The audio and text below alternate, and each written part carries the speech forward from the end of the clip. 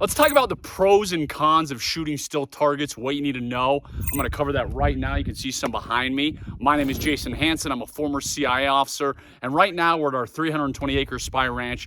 If you ever come out here and take our Ultimate Spy Week or take any of our pistol courses, we are gonna shoot some still. Now, I love shooting still because obviously you get that ring, you get that immediate feedback, which you don't get when you're shooting paper targets. However, a few things to know about still. So right here, we got one of our plate racks that we shoot. And all this is simply, if you hit it, goes down, hit it, goes down, type of thing. Now, when you're buying these type of plate racks, a lot of them have springs in them.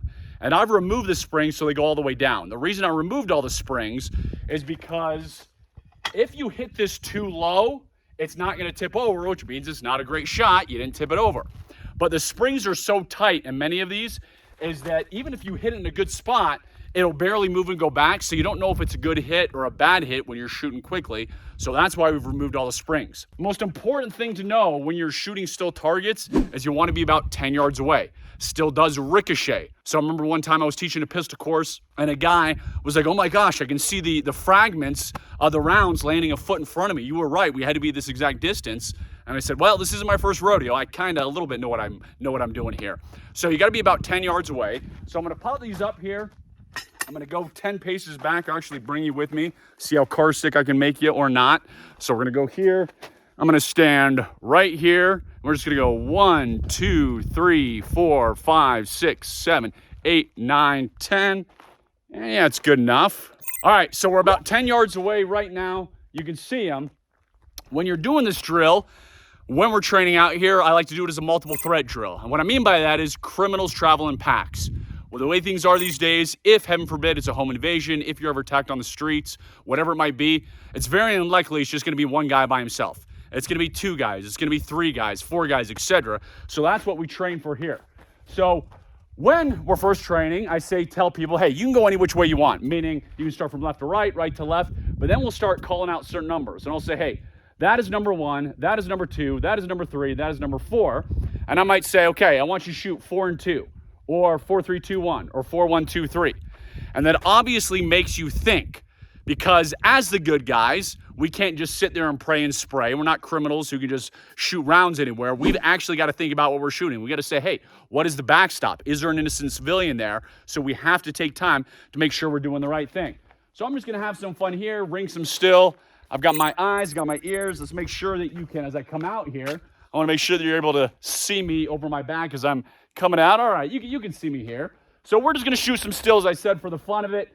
Ring some still. Right now, I am holding my Remington RP9, one of the guns I really like just because it's got such a good trigger, even though everybody hates this gun but me. So this is the gun we're playing around with today as we come out here. Again, now we're just gonna go boom, boom. Now, of course, the downside with taking out the springs in there is you gotta go set it up. That's okay, we're gonna go down. If you're able to get out to an outdoor range, and if you can have that friend standing behind you, have them call out different things, and then have them time you. So when we're out here, we'll grab a stopwatch, and we'll put up, sometimes we'll have 4, sometimes we'll have 5, sometimes we'll have more. It depends, again, how big the group is, if it's a private group, and anyway, what I'm doing. And I'll time them. I'll say, all right, last time it took you, and I'm just making this number up, 6.3 seconds. Let's increase it. We'll add a little time pressure. Fortunately, most of us are not going to be in shootouts. We're not going to have that intense situation, but we still need to add a little pressure in our training. And having someone yell at you from behind, having someone time you with a stopwatch, that adds a little bit of pressure, which is always good. So again, come out here for fun, which is just really my excuse to be able to shoot still today, which I'm going to do anyway once I turn off this video. Come out, get a good firm grip, good smooth trigger pull. Make sure, let me come over here, make sure you're using the thumbs forward position. So if you come out here, you can see that this hand, I've almost got it pointed at a 45-degree angle. I've got my thumb resting here. My other thumb of my shooting hand is gonna rest up here.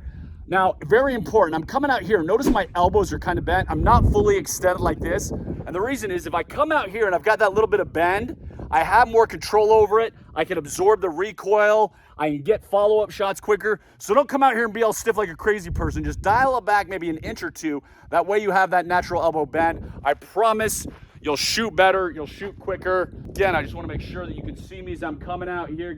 Boom, getting a good and take the threats.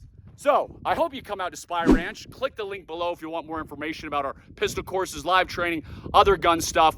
But in your local area, try and shoot some still. Try and have a friend with you to tell you various drills. That way you're challenging your mind.